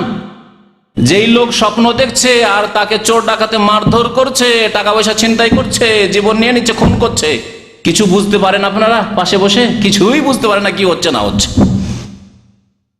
তাহলে দুনিয়াতে স্বপ্নের অবস্থায় যখন আপনি বুঝতে পারছেন না যে কেমন করে এটা হচ্ছে, তাহলে কবর আযাবের কথা কি বুঝবেন আপনি, যেটা পরলৌকিক বিষয়, আখিরাতের বিষয়। 4 নম্বরে একটি কথা বলে শেষ করে দেবো, সেটা হচ্ছে দুনিয়ায় বহু জিনিস রয়েছে, অনেক বিষয় রয়েছে বা অনেক বস্তু রয়েছে যে সম্পর্কে আমরা না দেখে বিশ্বাস করি, না দেখে বিশ্বাস করি। বিদ্যুৎ দিয়ে শুরু করি। বিদ্যুৎ, এই যে তারের মধ্যে কি আছে? কারেন্ট আছে, দেখতে পাচ্ছেন কারেন্ট? আচ্ছা, এখন না হয় লাইট জ্বলছে, লাইট যদি না জ্বলে, এমনি কারেন্টের তার, বিশ্বাস করছেন না করছেন না যে এতে কি আছে? কারেন্ট আছে, বিশ্বাস করছে, যেখানে কারেন্ট সাথে জড়ানো আছে তার, বিশ্বাস করছেন আপনারা একবারে 100% বিশ্বাস এর মধ্যে কারেন্ট আছে। তারপরে আবার 110 220 কোন একটা আছে, হয় 110 আছে না হয় 220, তাও বিশ্বাস করছেন। আপনি কোনোদিন দেখতে পাচ্ছেন তারের মধ্যে যে 110 লেখা আসছে আর 220 লেখা আসছে, বিশ্বাস করছেন। তারপরে এটাও বিশ্বাস করছেন যে এতে যদি হাত দিই তাহলে আমাকে ধরে নেবে, মেরে দিবে, জীবন চলে যাবে, বিশ্বাস করছেন আপনি। এটাও বিশ্বাস করছেন যদি আমি বিশেষ অবস্থায়, যারা ইলেকট্রিশিয়ান তারা বেশি বুঝি, বিশেষ অবস্থায় থাকি, কিসের? শুকনো কাঠের ওপর পা দিয়ে, শুকা কাঠের ওপর পা দিয়ে যদি থাকি আর যদি কারেন্টে হাত দেয় তো ধরবে?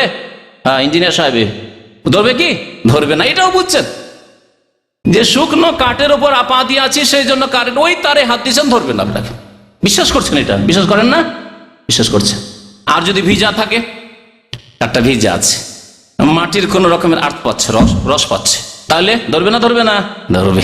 এগুলো সব কথা বিশ্বাস করছেন মানুষের তৈরি করা বিদ্যুৎ সম্পর্কে, আর আল্লাহ পাকের তৈরি করা কারখানা, কবরের দৃশ্য আর আখিরাতের দৃশ্য, সে সম্পর্কে আপনি ঈমান নিয়ে আসবেন না, আর এমনিতেই মুসলমান হয়ে যাবেন আপনি।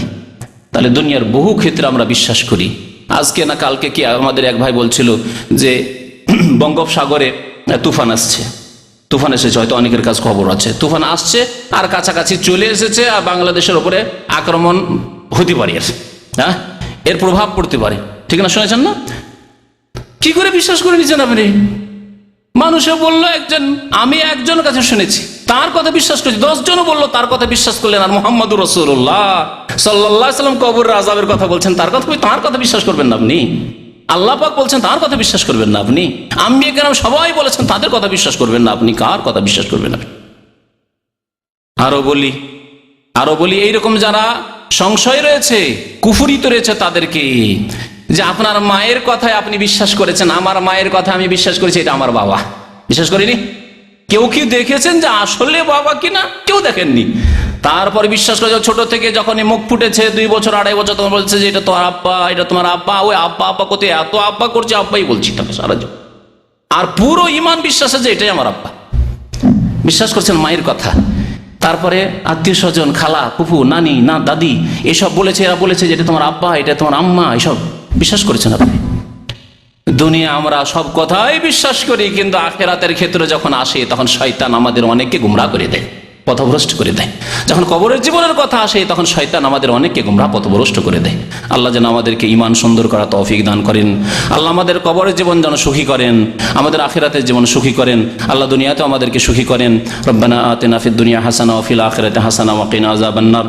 ربنا ظلمنا أنفسنا وإن لم تغفر لنا وترحمنا لنكونن من الخاسرين ربنا هب لنا من أزواجنا وذرياتنا قرة أعين واجعلنا للمتقين إماما وصلى الله على نبينا محمد وعلى آله وصحبه أجمعين.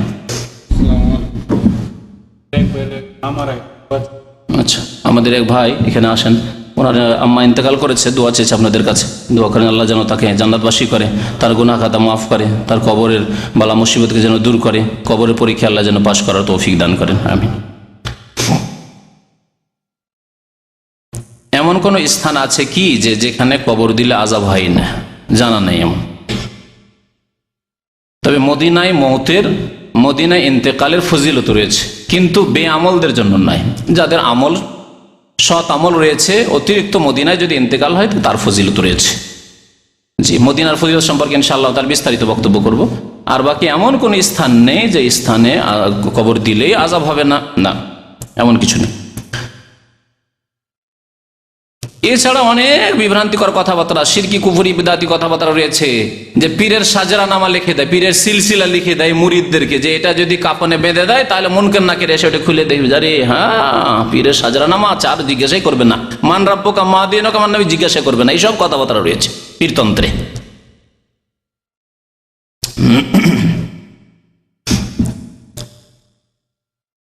বিশেষ কোন ব্যক্তির কবরকে কি কবর বলবো না? না, প্রত্যেকের কবর কবর। আমি একটি বিষয় আছে, দীর্ঘদিন আগের আলোচনা আছে, নবী করিম সাল্লাল্লাহু আলাইহি ওয়াসাল্লামের কবরকেও সাহাবায়ে কেরাম সবাই কবর বলতেন।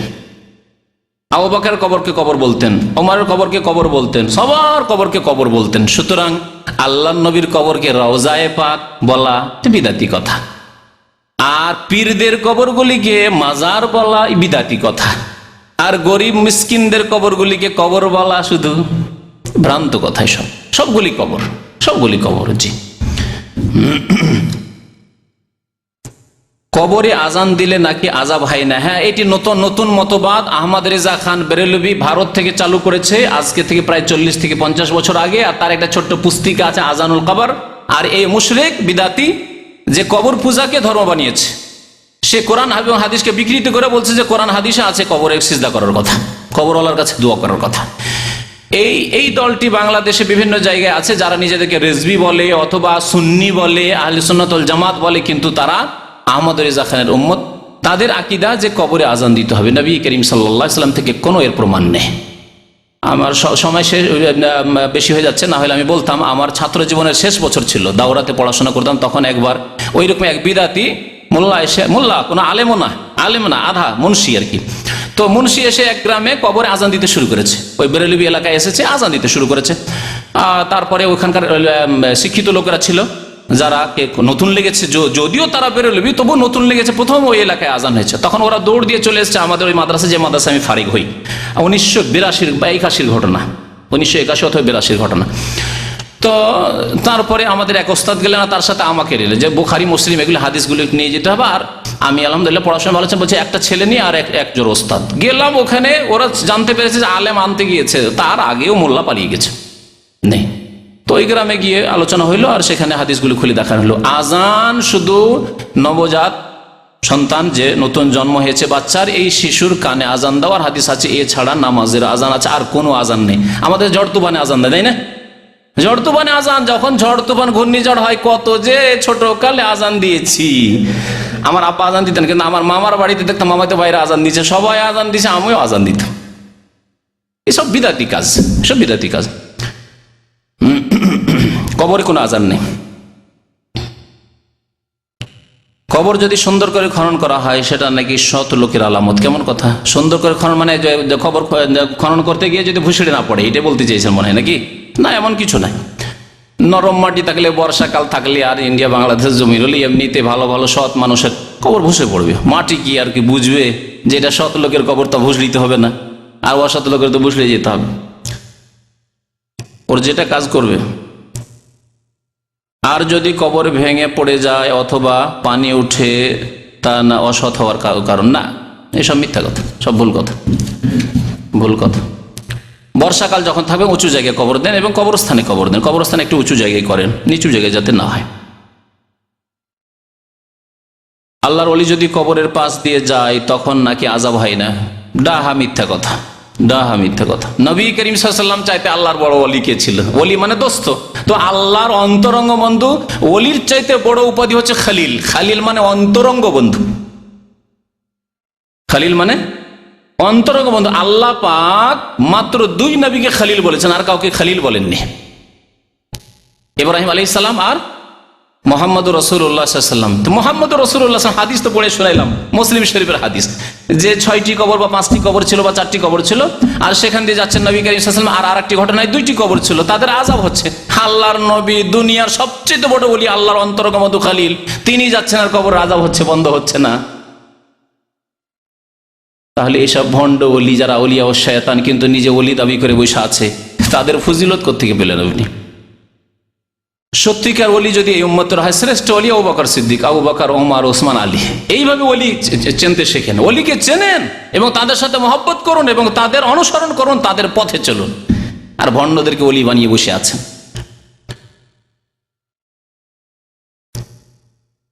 যারা কবর খনন করবে তাদের কি গোসল করতে হবে? কবর খনন করার ক্ষেত্রে নেই, যারা গোসল দিবে, একটি হাদিস আছে, যারা গোসল দিবে তারা গোসল করবে, এই গোসল করা সুন্নাত। জি,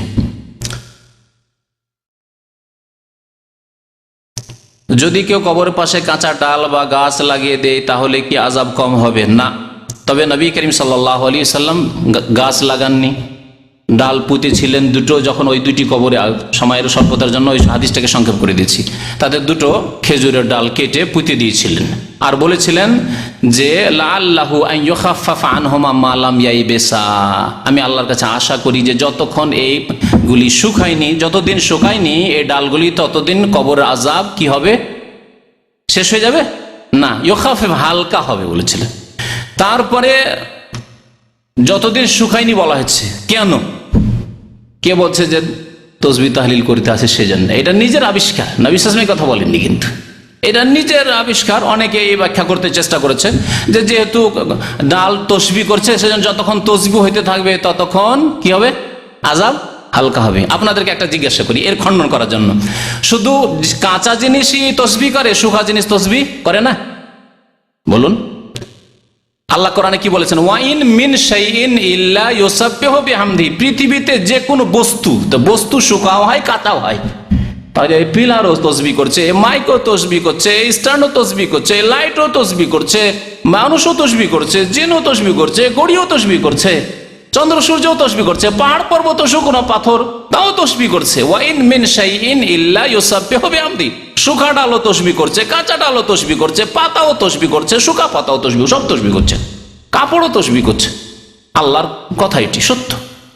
ওয়াইন মিন শাইইন ইল্লা, আর সত্য কেন? নবী করিম সাল্লাল্লাহু আলাইহি ওয়াসাল্লামের হাতে মুঠে, এটি একটি মুজিজা, নবী সাল্লাল্লাহু আলাইহি ওয়াসাল্লামের হাতে মুঠে নিতেন নবী সাল্লাল্লাহু আলাইহি ওয়াসাল্লাম এই পাথরগুলি, পাথর হাতে নিতেন আর তসবিহ শুনতে পেতেন নবী সাল্লাল্লাহু আলাইহি ওয়াসাল্লাম, সুবহানাল্লাহ সুবহানাল্লাহ সুবহানাল্লাহ, আল্লাহু আকবার।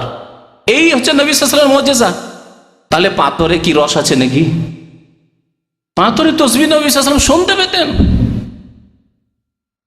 ওয়াইন মিন শাইইন ইল্লা ইউসাব্বিহু বিহামদি, এমন কিছু নেই পৃথিবীতে যে তসবিহ করে না। ওয়ালাকিন লা তাফকাহুনা তাসবিহ, কিন্তু তোমরা তাদের তসবিহ বুঝো না। কেমন করে? মাইক কেমন করে তসবিহ করছে, কাপড়ে কেমন করে তসবিহ করছে, লোহাতে কেমন করে তসবিহ করছে, বুঝেন না আপনি, আল্লাহ জানেন। তাহলে বোঝা গেল যে এই তসবিহর কারণে কবর আযাব হালকা হয়েছে, এই ব্যাখ্যা ভুল ব্যাখ্যা, বোঝা গেল না? তাহলে কি সহি ব্যাখ্যা কি? তাহলে সেটা শুনেন। সহি ব্যাখ্যা হচ্ছে যে যেহেতু এরা গুনাহগার, সেজন্য চিরকাল কবর আযাব হালকা হবে না। তো নবী করিম সাল্লাল্লাহু আলাইহি ওয়াসাল্লাম দোয়া করলেন এবং যে ডাল গেড়ে দিলেন, এই যে কদিন ডালটা শুকা থাকবে সে কদিন হালকা থাকবে, তারপরে কবর আযাব তাদের যেহেতু কাফফারা হইতে হবে, পাপ করেছে, পাপের শাস্তি পেতে হবে না, যে পাপের শাস্তি আবার চলতে থাকবে চলতে থাকবে, তারপরে পাপ শেষ হয়ে গেলে তখন মাফ হয়ে যাবে। পাপের শাস্তি যখন শেষ হয়ে যাবে তখন মাফ হয়ে যাবে, হালকা হয়ে যাবে। এই জন্য একটি কথা বলতে গিয়ে ছুটে গেছে, সেটা আবার বলে দিচ্ছি যে কবর আযাব, শুরুতে বলেছিলাম কবর আযাব 2 প্রকার, এক হচ্ছে স্থায়ী আযাব আর একটা হচ্ছে অস্থায়ী আযাব। স্থায়ী আযাব কাফের, মুশরিক, মুনাফিকের জন্য, আর যারা ইসলাম বিনষ্টকারী কোনো কাজ, এর আগে 2 সপ্তাহ আগে বক্তব্য করেছি, ইসলাম নষ্ট করে দিল যারা, বেনামাজি, ইসলামের কোনো কিছু অস্বীকার করলো, কবর আযাবকে অস্বীকার করলো, কাফের হয়ে গেল। জি, এইরকম যারা কুফরি কাজ করলো, নামাজ ছেড়ে দিয়ে কুফরি কাজ করলো, তাদের জন্য চিরকাল আযাব হবে। আর বাকি যারা এমনি অন্য গুনাহগার, কাবিরা গুনাহ, তাদের চিরকাল কবর আযাব হবে না, দীর্ঘকাল হবে, কারো এক কাল হবে, কিছু কাল হবে, তারপরে যখন তার গুনহার, তার শাস্তি হয়ে গেছে, তখন তাকে সাধারণ অবস্থায় ফিরিয়ে দেওয়া হবে। মুমিন যেহেতু, তখন আর কবর আযাব হবে না, কবর আযাব বন্ধ হয়ে যাবে। এই হচ্ছে দ্বিতীয় প্রকার কবর আযাব। আল্লাহ যেন আমাদেরকে বোঝার এবং আমল করার তৌফিক দান করেন। আল্লাহ পাক রব্বুল সহি রাস্তায় আমাদেরকে চলার যেন তৌফিক দান করেন। আল্লাহ পাক রব্বুল আলামিন যেন দুনিয়ায় সুখী করেন, আখিরাতে সুখী করেন। সুবহান রাব্বিকা রব্বিল ইজ্জাতি আম্মা ইয়াসিফুন ওয়া সালামুন আলাল মুরসালিন ওয়ালহামদুলিল্লাহি রাব্বিল আলামিন।